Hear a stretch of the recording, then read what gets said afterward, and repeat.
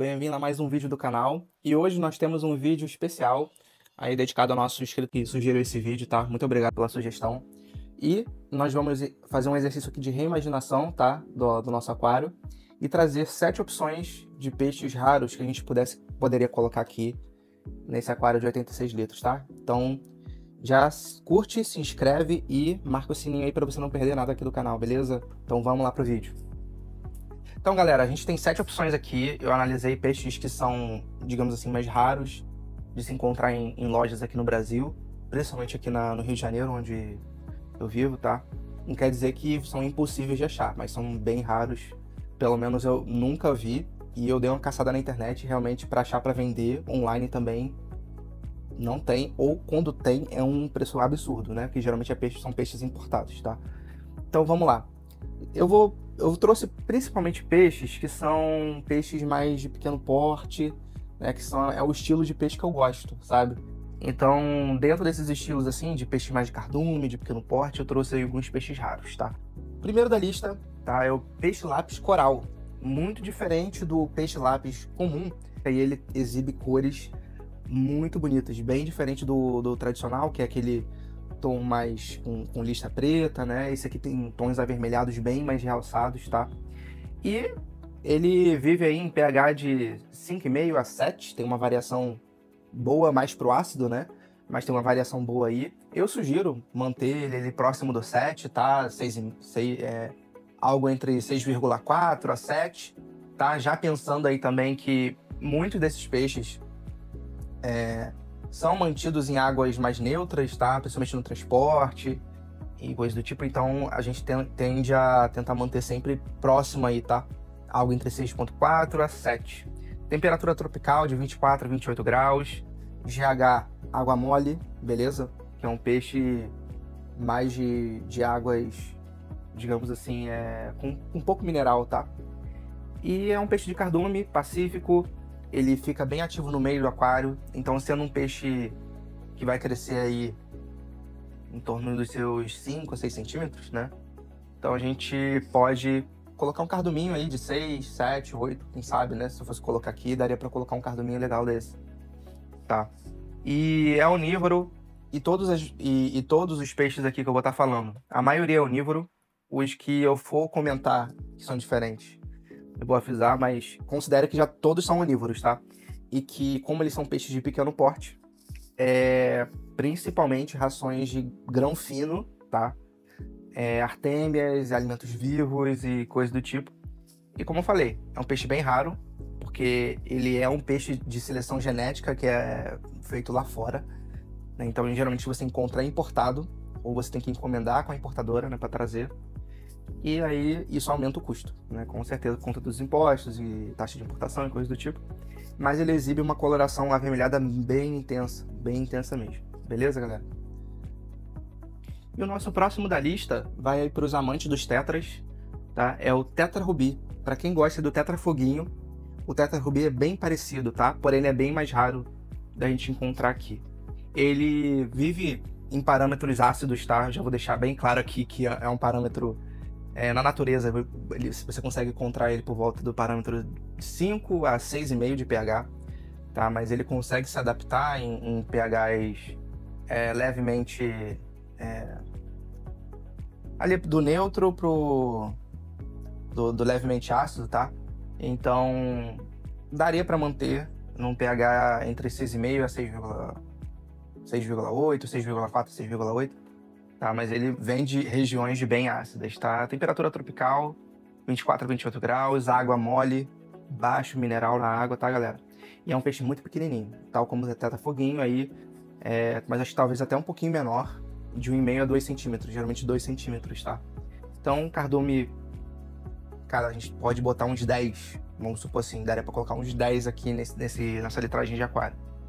Aí, facilmente, muito pacífico, tá, galera?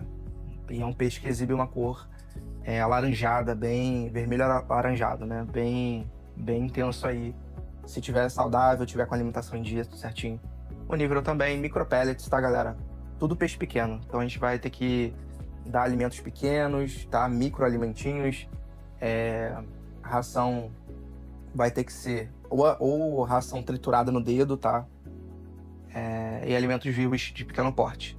Como eu falei, é difícil de encontrar, tá? Tamanho minúsculo, então às vezes não compensa pelo preço, tá? Porque assim, é um peixe difícil de encontrar, então já vai ser caro. E aí quando encontrar, você vai querer montar um cardume, porque é um peixe de cardume, né? E aí acaba se tornando um pouco mais caro. E pelo menos assim, aonde eu encontrei mais sendo utilizado em aquários e tal, para o pessoal de aquapaisagismo, que vai usar o peixe não como uma peça central ali do aquário, né? Mas como uma composição. Então, é um peixe muito bonito, mas assim, de aparência, eu iria no tetrafroguinho, tá? Porque são muito parecidos e o tetrafroguinho é mais barato. Mas fica aí, dica aí pra galera, que é um peixe raro, que eu achei legal de ter, né? Eu teria. Se eu fosse montar um aquário só de peixe raro, tivesse com uma condição financeira, tipo, muito boa, eu montaria um aquário talvez com esse tipo de tetra. Claro que existem outros tetras raros também, mas eu coloquei esse porque eu acho muito legal. Esses tetras vermelhos, cara, são muito, muito bonitos mesmo.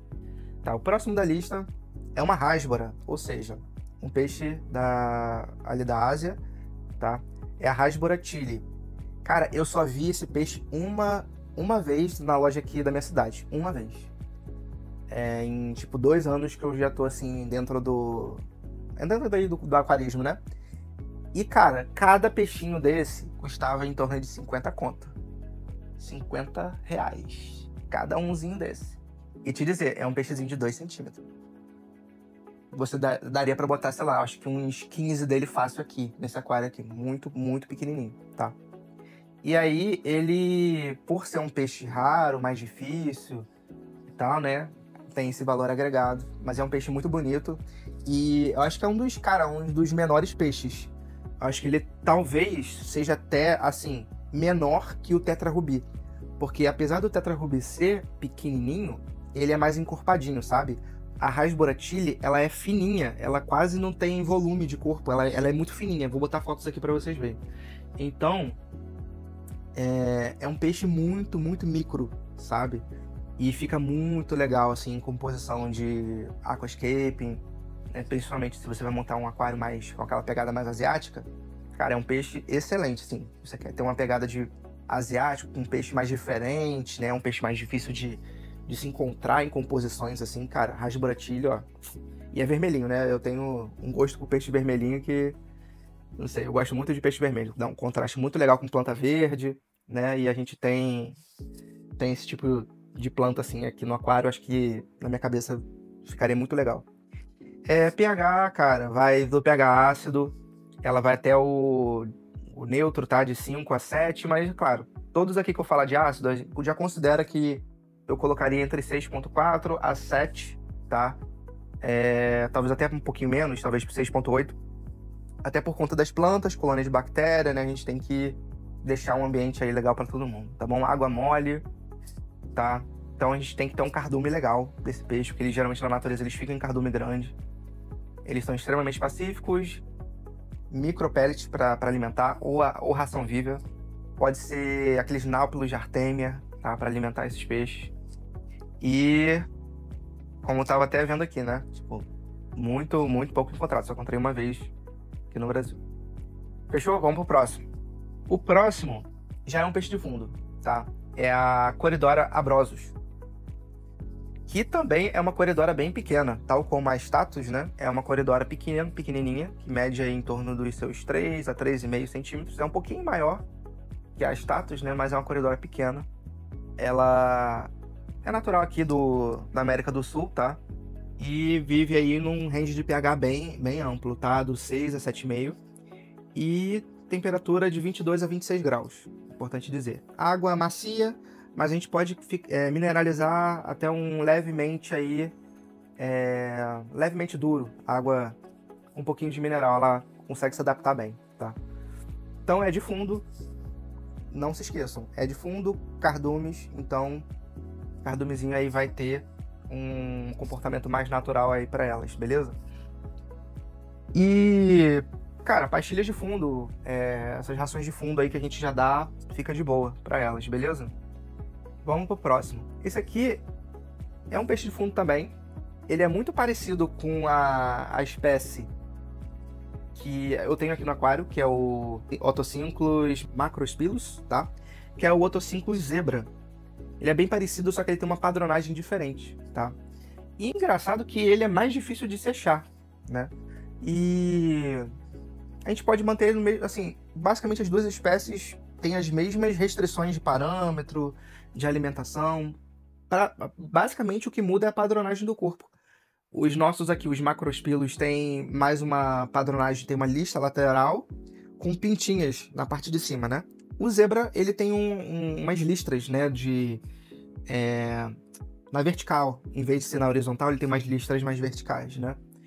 E a gente pode manter aí ele em parâmetros mais tropicais, tá? De 24 a 28 graus. Água macia, a levemente dura também. Cresce aí dos seus 4 a 5 centímetros. Mesma coisa, pacífico, vive em grupo. E ele tem um comportamento de alimentação mais pro herbívoro, tá? Então a gente tem que estar sempre aí dando rações de fundo que contenham algas, né? Por exemplo, espirulina, ou rações de fundo que tenham essa composição mais vegetal, sabe, para eles. E claro, quando a gente for botar no aquário, lembrar de sempre já esperar o aquário maturar um pouquinho, esperar uns 2, 3 meses, para a gente ter aquela quantidade de algas ali, né? A gente já ter um desenvolvimento de algas que eles vão se alimentar, tal como foi aqui no meu, né? Inclusive eles estão adorando essas algas marrons aí, essas diatomáceas, algas verdes, já estão matando tudo, estão limpando tudo.